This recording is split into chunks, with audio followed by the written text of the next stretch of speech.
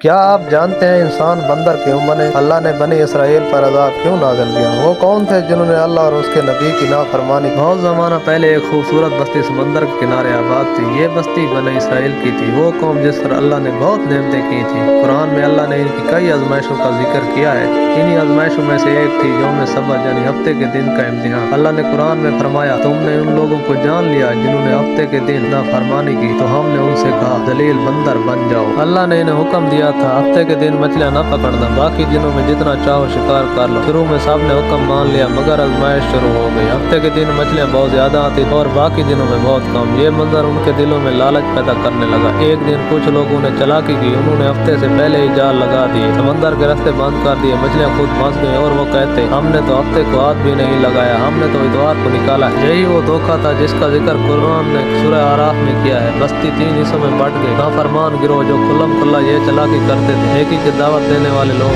जो कहते थे डरो अल्लाह से, ये अल्लाह के हुक्म को धोखे से तोड़ना है। खामोश तमाशाई जो कहते थे हमें छोड़ दो, हमें इस झगड़े में मत डालो, मगर नाफरमान बाज ना आए। फिर एक रात इस बस्ती पर अल्लाह का फैसला उतर आया। सुबह जब नेकी करने वाले लोग बस्ती में निकले तो वो हैरान रह गए। जहाँ कल तक इंसान रहते थे आज वहाँ बंदर थे। ऐसे बंदर जिनकी आंखों में पहचान बाकी थी। वो चलते थे मगर इंसानों की तरह सोच नहीं सकते थे। वो कुछ कहना चाहते थे मगर उनकी जबान से सिर्फ बंदर की आवाजें निकलती। कुरान कहता है बस हमने उन्हें बंदर बना दिया, जलील और रुसवा कर। यही वो लोग थे जिन्होंने अल्लाह के हुक्म को चालाकी से तोड़ा था। कुछ ही दिनों में वो सब खत्म हो गए।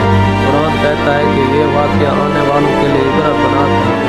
और इस तरह बनी इसराइल में से वो गिरोह जो नाफरमान था कुरान की बनाई हुई सजा का निशाना बन गया। अल्लाह किसी पर जुल्म नहीं करता, वो बार बार